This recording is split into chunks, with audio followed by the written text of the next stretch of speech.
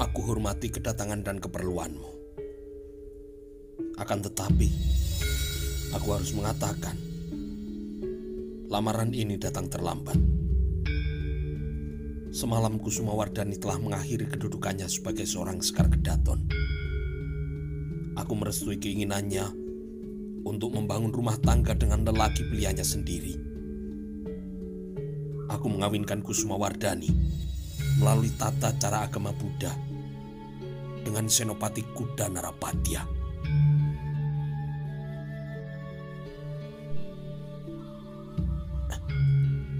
Apa benar itu, Kang Mas? Aku mengatakan yang sesungguhnya. Perlahan-lahan Dyah Nirtaja Rajasa Dwiteswari melirik suaminya yang dilirik sedang berubah membeku menjadi patung batu. Meskipun Dyah Nirtaja Rajasa Dwiteswari telah berusaha untuk mengendalikan dirinya, jejak rasa kaget itu masih mengguncang dadanya. Perkawinan Kusumawardhani dengan orang entah siapa telah memberinya rasa kaget yang tidak kalah dari ketika pertama kali mendengar berita kematian ibunya. Kalian berdua sudah tahu bagaimana jawaban dari lamaran itu? Karena sangat mustahil Kusumawardhani memiliki dua orang suami. Singawardhana kini mengangguk, dan itu bukan sekedar pemberitahuan bahwa Dyah Kusumawardhani telah bersuami, namun juga merupakan penolakan. Aku tahu kalian semua kecewa, tetapi apa boleh buat? Lanjut Prabu Hayam Wuruk, Dyah Nirtaja Rajasa Dwiteswari memandang wajah kakaknya sedikit lama tanpa berbicara. Lalu siapa menantumu, Kang Mas? Dan dari mana ia berasal? Tanya Dyah Nirtaja Rajasa Dwiteswari dengan mengubah sikap, tidak lagi berhadapan dengan sang raja, namun sepenuhnya sebagai kakaknya. Prabu Hayam Wuruk akan menjawab, namun ia kini teringat pada wajah Kitura Bremi dan istrinya. Ia bukan siapa-siapa. Ia anak petani yang tidak memiliki apapun yang bisa dibanggakan. Orang tuanya berasal dari sekitar Japanan. Dan semalam, ia datang atas undanganku karena aku ingin mendengar kedua orang tuanya mengajukan pinangan.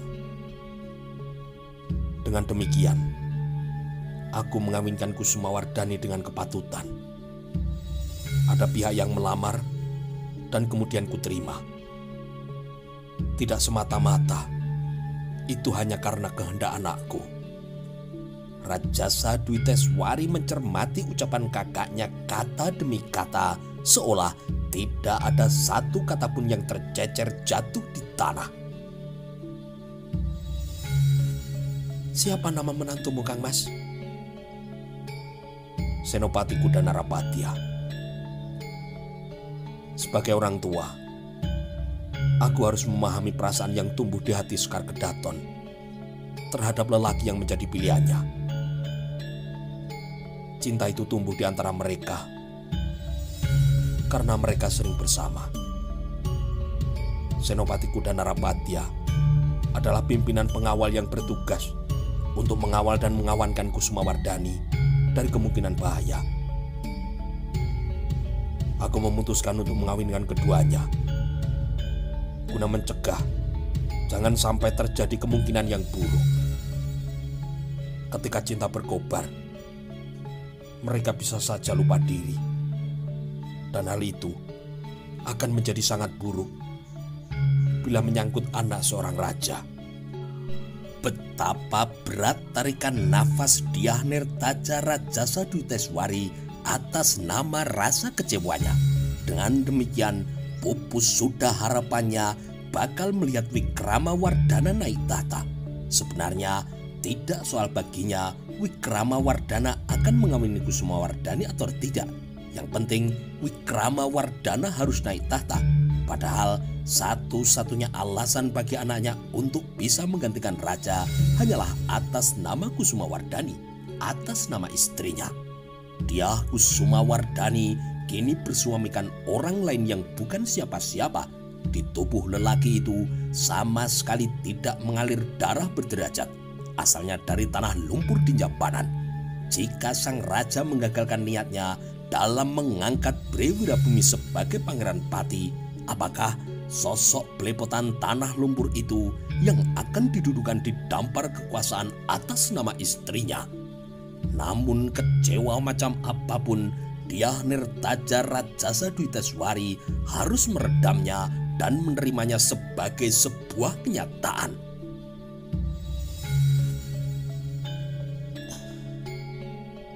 Baiklah Kakang, kami sudah mendapat jawabannya.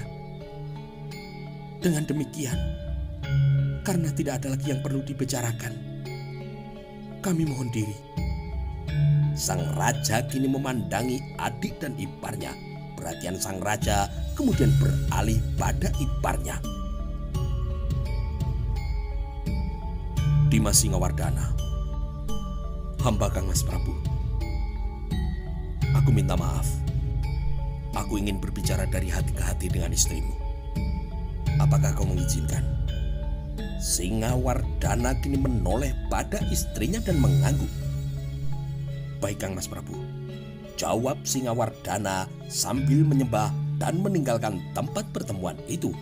Tanpa Singawardhana, kini sang raja hanya berdua dengan adik kandungnya. Namun untuk beberapa saat, sang raja dan adiknya itu melakukan pemborosan waktu dengan membiarkannya lewat tanpa berbicara. Keadaan hening itu lewat agak lama.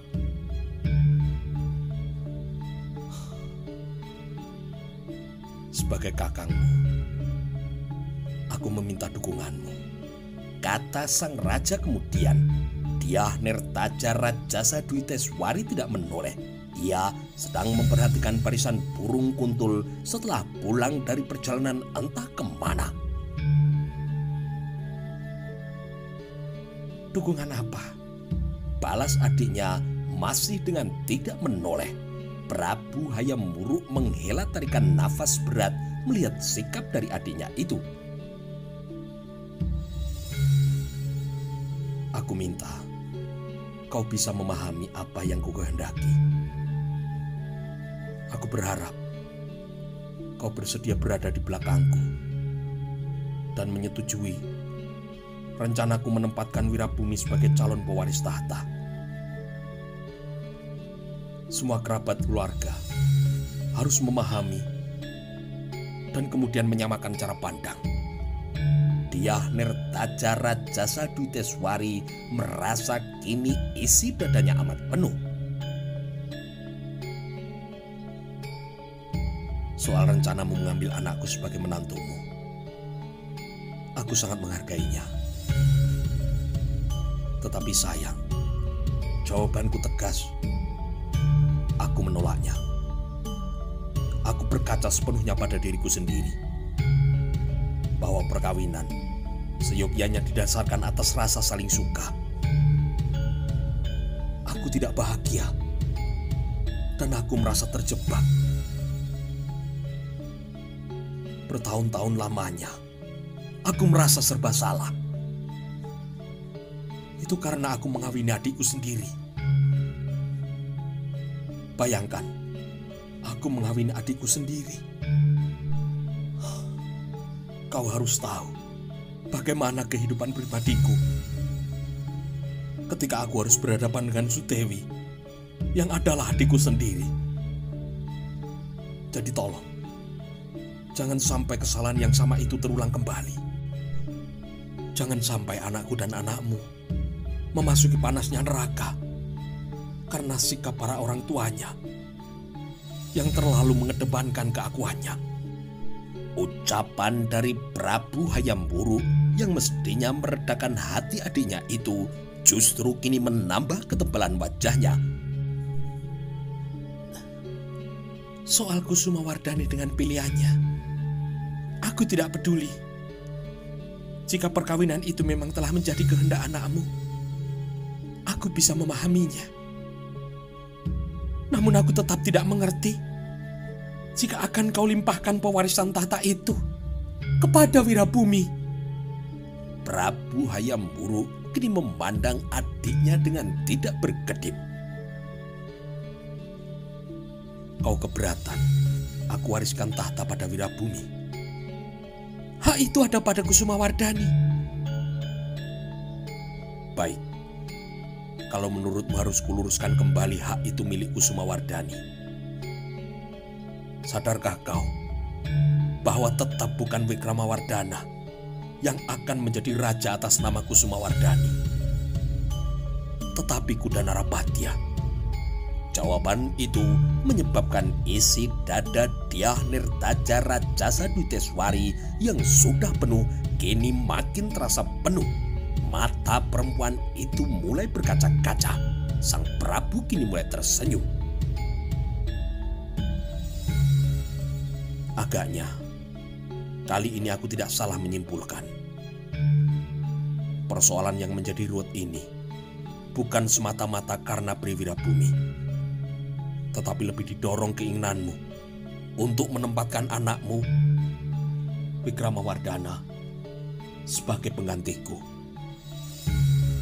Jujurlah, benar apa yang aku katakan ini bukan?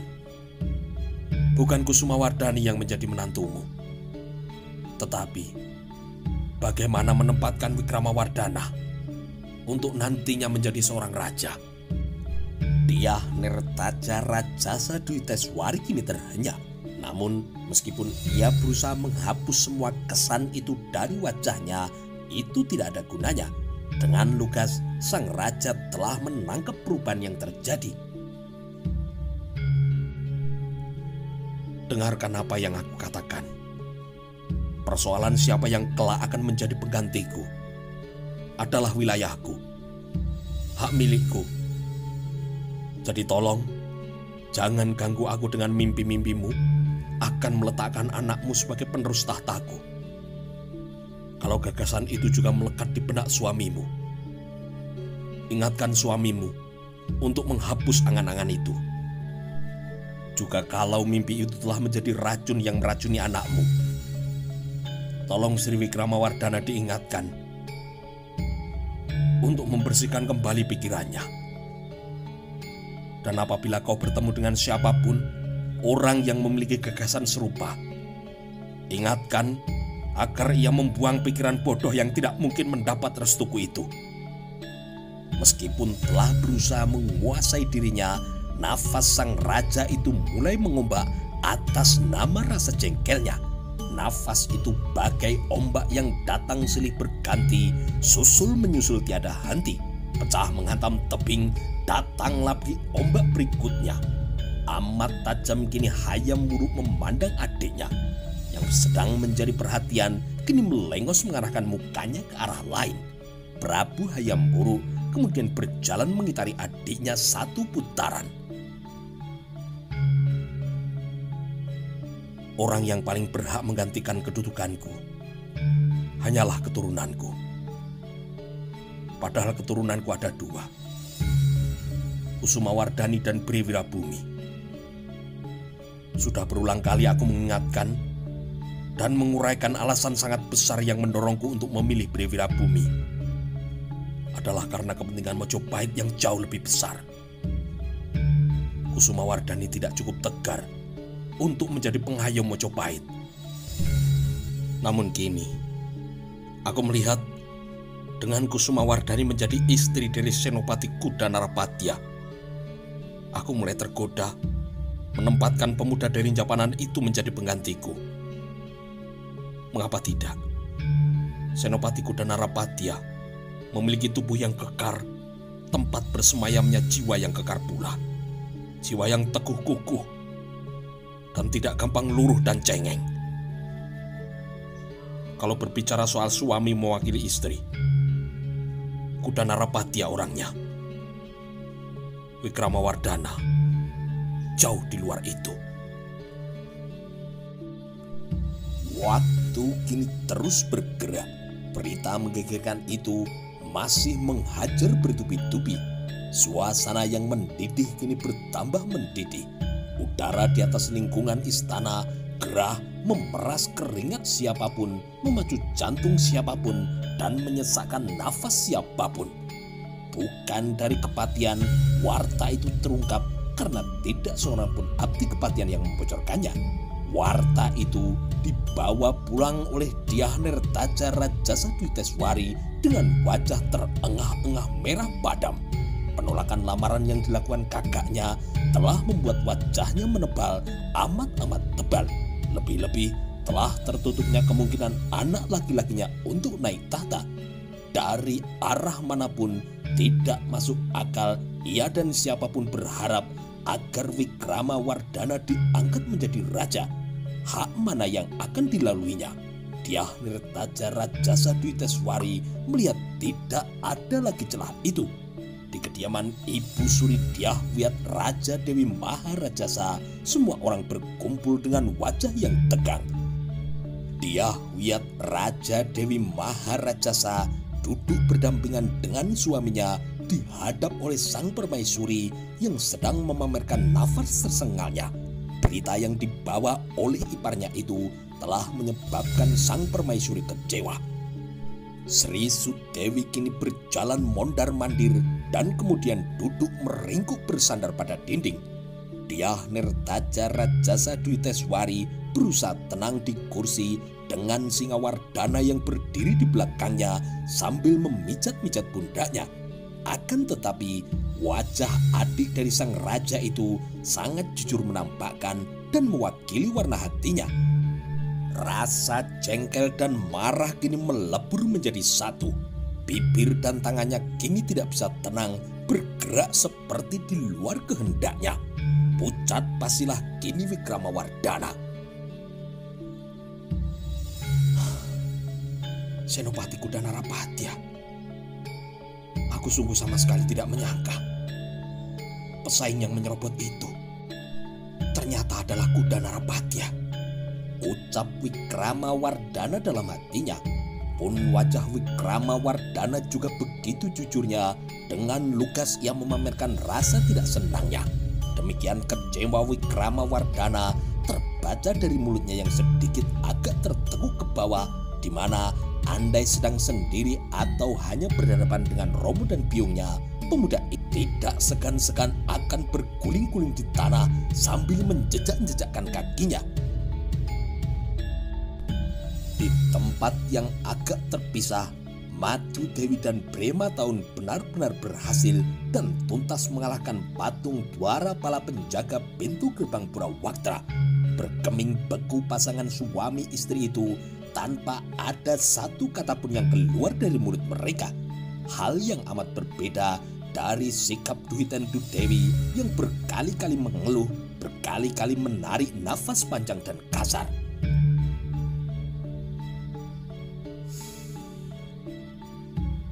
Jadi semalam Kusumawardhani telah dikawinkan dengan Kuda Narapatya? Tanya Ibu Suri Dyah Wiyat Raja Dewi Maharajasa dengan nada rendah dan jarak kata yang renggang namun tegas dan jelas. Duhitendu Dewi kini mengangguk. Benar Bibi, jawab Rajasa Dwi Teswari.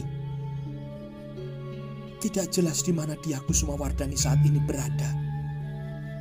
Seorang emban mengatakan, sejak tengah malam, Kusumawardhani telah pergi bersama sang Prabu dan istri mudanya. Dan saat sang Prabu kembali, ia tidak lagi bersama dengannya. Apa yang disampaikan Kakang Prabu? Kusumawardhani telah dikawinkan dengan lelaki yang menjadi pilihannya. Ia adalah pengawal pribadinya. Kakang Prabu menyebutkan, orang itu berasal dari Japanan. Hening itu terusik oleh isak tangis Sri Sudewi yang tidak mampu menguasai dirinya. Akan tetapi meskipun tangisnya itu telah menyita waktu, Sri Sudewi tidak mengatakan apapun. Rasa sakit karena kalah dan kalah itu telah menyebabkan isi dadanya remuk berkeping-keping menjadi serpian-serpian rasa sakit yang tidak terperi. Suara batuk Wijaya Rajasa yang parameswara sang Apanji Wahningtyun yang pernah bernama Raden Kudamerta dengan segera mengusik perhatian semua orang. Semua kini menyimak dan mempersiapkan diri mendengar apa yang akan disampaikan bangsawan dari Pamotan dan sekaligus pernah menjadi penguasa di Wengker itu.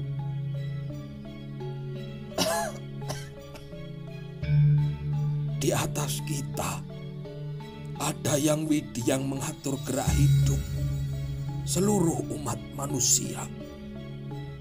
Kelahiran, perkawinan dan kematian adalah kewenangan para dewa yang kita sembah dan kita percayai sebagai pengatur gerak semua kehidupan. Apa yang terjadi pada Kusumawardhani adalah sebuah perkawinan. Apalah yang bisa dilakukan untuk menghalanginya? Apabila hal itu sudah menjadi kehendak para dewa di langit, tidak ada yang bisa kita lakukan. Ucapan Wijaya Rajasa itu benar-benar sangat mencuri perhatian. Sri Sudewi yang sibuk dengan tangisnya kini berusaha meredam dan menyimak apa yang akan dikatakan oleh romonya. Perkawinan siapa dengan siapa adalah soal jodoh. Jodoh siapa dengan siapa adalah rahasia yang mengaturnya. Oleh karena itu, perkawinan cucuku Kusumawardhani dengan Senopati Kudanarapatya, aku rasa tidak perlu dipersoalkan lagi. Perkawinan itu merupakan pilihan Kusumawardhani sendiri. Tidak ada kekuatan manapun yang boleh mempersoalkan perkawinan itu. Namun ucapan dari romonya itu telah menyebabkan Sri Sudewi meradang dan bangkit. Matanya melotot dan tidak peduli meskipun ingus dan air matanya menyatu. Tidak bisa, Romo. Tidak bisa. Kusumawardhani itu anakku. Aku yang melahirkannya melalui perutku. Aku yang kesakitan berbulan-bulan. Aku yang bertahun-tahun menderita karena kehidupanku tidak bahagia. Apabila perlu, Kusumawardhani kubunuh pun itu juga hakku. Aku ibunya. Aku punya hak menentukan siapa yang boleh menjadi suaminya. Sri Sudewi tersengal-sengal dalam berusaha menahan tangisnya. Dalam keadaan yang demikian, Dyahwiyat Raja Dewi Maharajasa merasa cemas. Bila sedang sangat tertekan, penyakit ayan dari Sri Sudewi bisa saja mungkin kambuh. Apa yang diduga oleh ibunya itu benar. Tiba-tiba mata Sri Sudewi membeliak-beliak terbalik bersama dengan busa yang keluar dari mulutnya. Tubuh Sri Sudewi kemudian limbung mendorong Brema Tahun dengan amat cekatan berusaha untuk menolongnya. Namun ia terlambat. Sri Sudewi kini ambruk menerpa kursi yang kemudian ikut ambruk. Emban! Di mana para emban? Emban yang dipanggil kemudian berlarian berdatangan. Beberapa saat kemudian, Jalak Pengging kini mengerutkan kening melihat wajah Wikramawardhana yang sedang sangat keruh.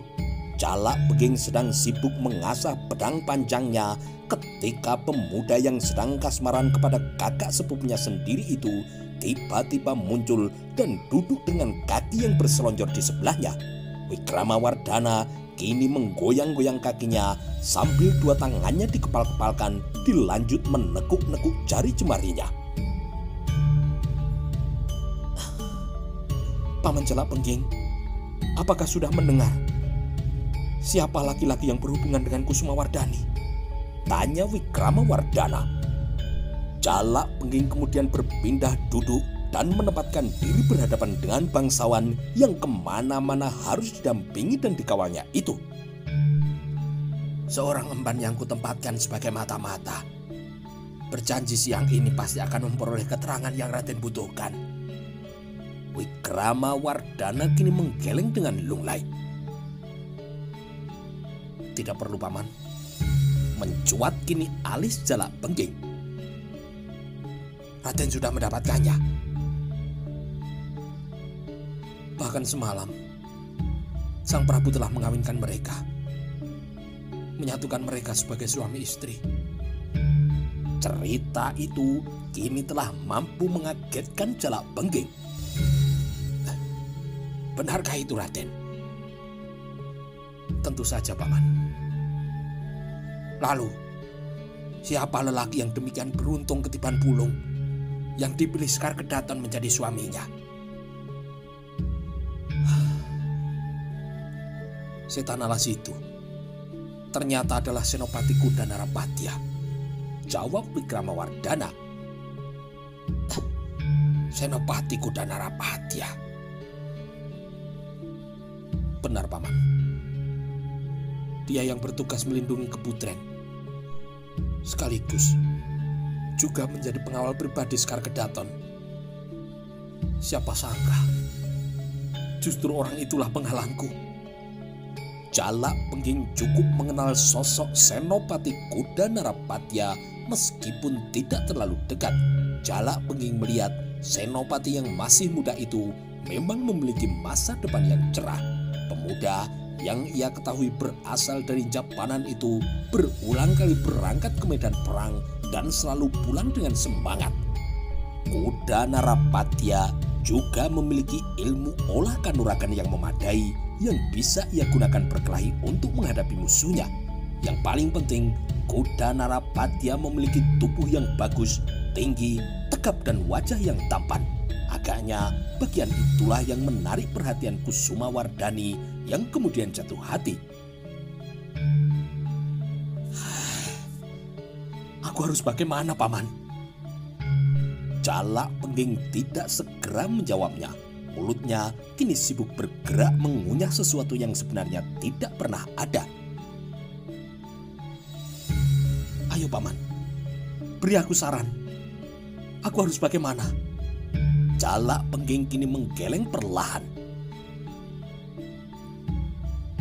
Gusti Prabu telah mengawinkannya.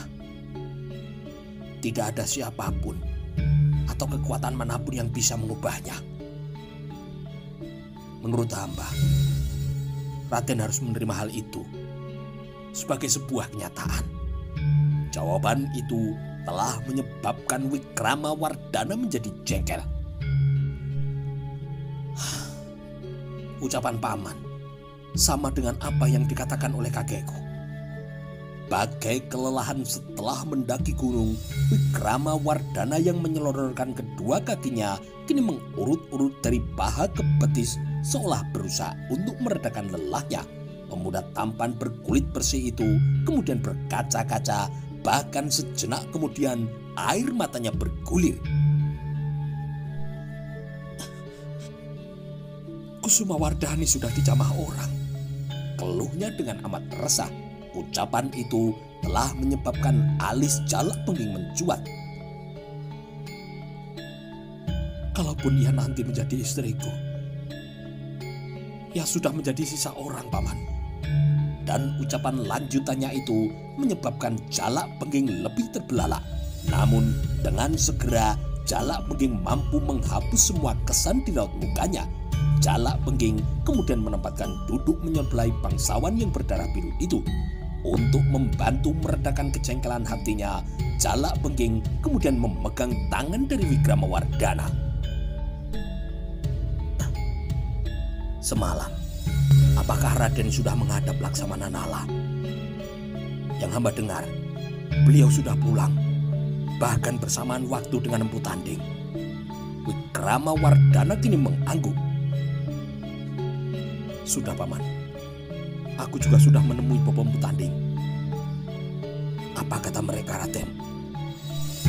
Mereka akan membicarakannya dengan Paman Prabu siang ini.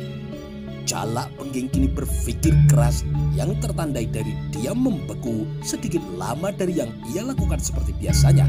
Namun rupanya Wikramawardhana juga memikirkan hal yang sama. Itulah gagasan gila yang muncul di hari sebelumnya.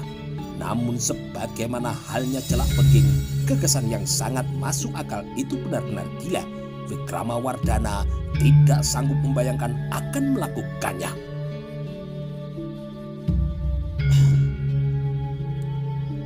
Andai apa yang paman katakan kemarin itu menjadi kenyataan. Wikramawardhana kini mengeluh. Jalak Pengging kini memandang dengan penuh minat. Sejak jauh hari ia berharap dan berkepentingan angan-angan Wikramawardhana akan menjadi kenyataan. Memanfaatkan kedekatannya dengan Wikramawardhana, Jalak Pengging bermimpi akan mengalami perubahan nasib yang luar biasa. Setidaknya pangkatnya akan naik berlipat-lipat menjadi senopati. Dari kejauhan, seorang emban melintas dan merasa aneh melihat Wikramawardhana dan prajurit pengawalnya berbicara dengan berbisik-bisik. Untuk apa mereka itu berbisik-bisik? Takut didengar oleh pohon sawo di belakangnya, tanya emban itu dalam hatinya. Emban itu punya alasan untuk merasa geli karena tidak ada siapapun di sekitar Sri Wikramawardhana yang berada di tempat sedikit agak terbuka. Dengan demikian, jika ada orang yang mendekat pasti ketahuan. Emban setengah baya itu terus melangkah dan hilang di balik dinding istana. Akan tetapi, emban setengah baya itu masih memuasi rasa penasarannya dengan mengintip. Dari sikap dan cara mereka berbicara, emban setengah baya itu tahu Wikramawardhana dan pengawalnya sedang membicarakan persoalan yang sangat penting.